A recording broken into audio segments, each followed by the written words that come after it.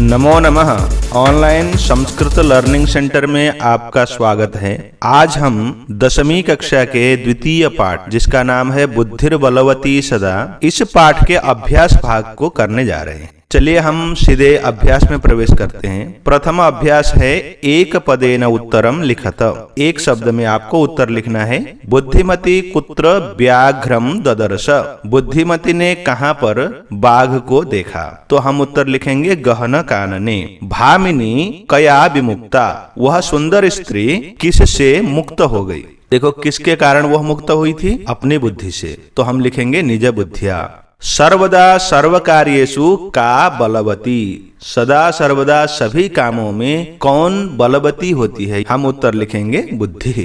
व्याघ्रः कस्मात् बिभेति। बाघ किससे डरता है? मानुषात्। मनुष्य संबंधी यानी मनुष्य से बाघ डरता है। प्रत्युत्पन्नमतिः बुद्धिमती किम आक्षेपन्ति उवाच। प्रत्युत्पन्नमति यानी तत्काल उत्तर दे सकने वाली बुद्धि वाली बुद्धिमती किसको आक्षेप करते हुए बोली? जम्बूकम, जम्बूक को। अब उसके बाद हम दूसरे अभ्यास में प्रवेश करते हैं। देखो दूसरे अभ्यास में क्या है। अधोलिखितानाम प्रश्नानाम उत्तराणि संस्कृत भाषया लिखत। नीचे लिखे हुए प्रश्नों का उत्तर संस्कृत भाषा में पूर्ण वाक्य में आपको लिखना है। पहला प्रश्न है, बुद्धिमती केन उपेता पितुर्गृहं प्रति चलिता।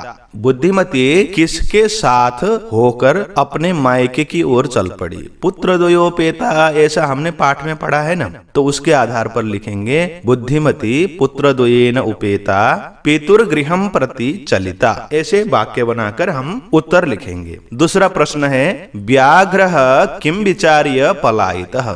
बाघ क्या सोचकर भाग गया? बाघ ने क्या सोचा था? काचिद इयम व्याघ्रमारी इत्यादि हमने देखो इस पाठ में पढ़ा था। इसी के आधार पर हम मिलाकर ऐसे लिखेंगे, इयम व्याघ्रमारी इति विचार्य व्याघ्रः पलायितः। लोके महतो भयात् कह मुच्यते। संसार में बड़े से बड़े भय से कौन मुक्त हो सकता है? यहाँ पर पाठ में देखो क्या लिखा है, लोके महतो भयात् बुद्धिमान मुच्यते। ऐसा हम इस पाठ के आधार पर बनाकर लिख सकते हैं। जम्बूकः किम वदन व्याघ्रस्य उपहासं करोति। जम्बूक यानी सियार क्या कहता हुआ बाघ का उपहास करता है? देखो यहाँ पाठ में क्या लिखा है, तो या महत् कौतुकम आवेदितम। तो हम इसी के आधार पर लिखेंगे, तो या महत् कौतुकम आवेदितम यत मानुषादपि विभेषी इति वदन उपहासम करोति। अब अंतिम प्रश्न है, बुद्धिमती श्रृगालम किम उक्तवती। बुद्धिमती ने सियार को क्या कहा?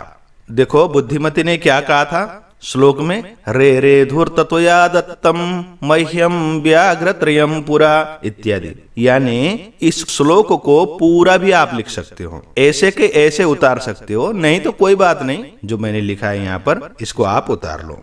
अब हम तृतीय अभ्यास करेंगे। तृतीय अभ्यास है स्थूल पदम आधृत्य प्रश्न निर्माणम कुरुत। मोटे अक्षरों को लेकर, बोल्ड अक्षरों को लेकर हमें प्रश्न बनाना है। देखो क नंबर में राजसिंहो, इसमें बोल्ड है, इसी को मोटा बनाया गया है। तो हम इसी के आधार पर ऐसे बनाएंगे, तत्र किम नाम राजपुत्रः वसति स्म। यद्यपि राजसिंह पुंलिंग शब्द है तो हम कह लिखेंगे तो भी दोष नहीं होगा, लेकिन किम नाम ऐसा करेंगे तो नाम के साथ क्या होगा, नाम का विशेषण बन जाएगा, किम अधिक शुद्ध सिद्ध हो जाएगा। ख नंबर में देखो चपेटया में बोल्ड है, तो हम चपेटया को लेकर ऐसे प्रश्न बनाएंगे, बुद्धिमती कया पुत्रौ प्रहृतवती। ग नंबर में देखो व्याघ्रम में बोल्ड है, अब इसको लेकर हम कम बनाकर ऐसे वाक्य को बनाएंगे, कम दृष्ट्वा धूर्तः श्रृगालः अवदत्। अब घ नंबर को देखो मानुषात् में बोल्ड है, तो हम क्या करेंगे, त्वम कस्मात् बिभेषी, ऐसे बनाकर प्रश्नवाचक चिन्ह लगाएंगे। ये पूरा बन गया। ङ में देखो मह्यम में बोल्ड है, तो इसको हम ऐसे बनाएंगे, पुरा तो या कस्मई। मह्यम चतुर्थी विभक्ति एक वचन है अस्मत् शब्द का, इसलिए हमने किम शब्द का चतुर्थी विभक्ति का पद प्रयोग किया, वह है कस्मई। अब ये तीसरा अभ्यास पूरा हो गया। चतुर्थ अभ्यास को देखो। अधोलिखितानि वाक्यानि घटना क्रमानुसारेण योजयत। नीचे लिखे हुए वाक्य को घटना क्रम के अनुसार जोड़ना है। ये पेपर में आने वाला विषय है, यानी प्रश्न पत्र में आपको सीबीएसई बोर्ड के द्वारा ये 4 नंबर का पेपर सदा सर्वदा दिया जाता है। इसको विशेष ध्यान रखना। आपको पाठ याद हो तो आपको बड़े आसानी से और सरलता से समझ में आएगा। देखो इसमें सबसे पहला मार्गे, ये देखो घ नंबर में है ना, ये पहला वाक्य है, क्योंकि मार्ग में उसने एक बाघ को देखा।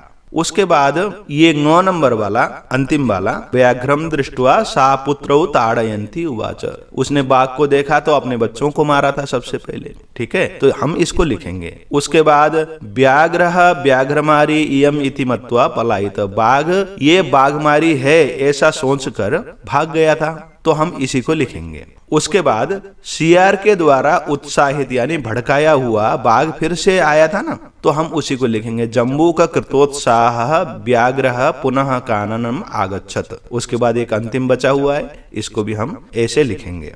ऐसे चतुर्थ अभ्यास पूर्ण हो गया। अब हम पंचम अभ्यास करेंगे। संधिम विच्छेदम वा कुरुत। संधि अथवा विच्छेद जो यहाँ पर प्रश्न में दिया गया है वही करना है हमें। संधि का कार्य है अथवा विच्छेद का कार्य है। क में देखो, इसमें विच्छेद करना है। पितुर्गृहम है, पितुहु गृहम ऐसे बनेगा। पितुहु एक शब्द है, गृहम एक शब्द है, यहाँ पर विसर्ग संधि है। एकैकः, इसको एक एकः ऐसा बनाना है। क के बाद जो आने वाला अ है और आगे का ए है, इन दोनों में वृद्धि संधि होती है। एकैकः ऐसा बनता है। अब देखो अन्यः अपि ऐसा विच्छेद है, हम इसको जोड़ के लिखेंगे। अन्योपि, यहाँ पर क्या है, विसर्ग को ओ बन गया है और अ पूर्व रूप संधि बन के अ गायब हो गया है।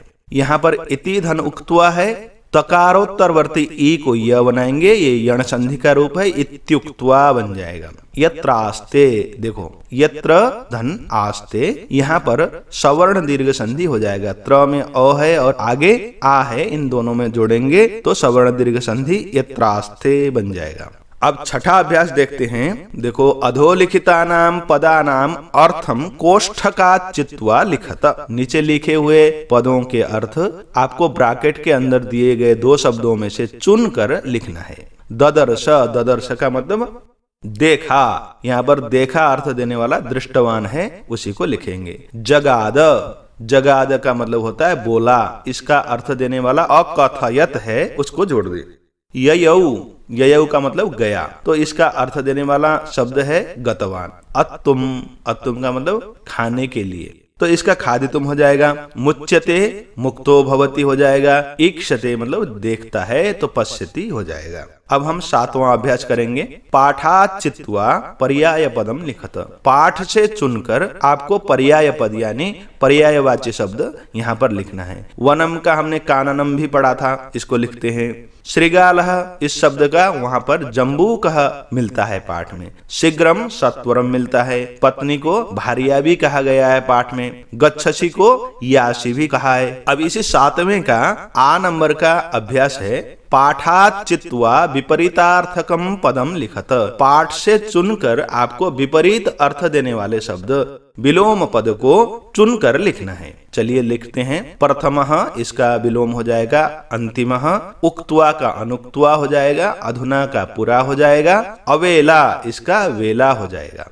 और बुद्धिहीना बुद्धिमती हो जाएगा। ऐसे हमारा पूरा अभ्यास यहाँ पर पूर्ण होता है। इसी अभ्यास के साथ आज का वीडियो यहीं पर पूर्ण करते हैं और इसके बाद अगले वीडियो में पुनः आप लोगों से मिलेंगे। पढ़ते रहें, आगे बढ़ते रहें। नमो नमः, पुनर्मिलामः। पाठ को पूरा देखने के लिए धन्यवाद।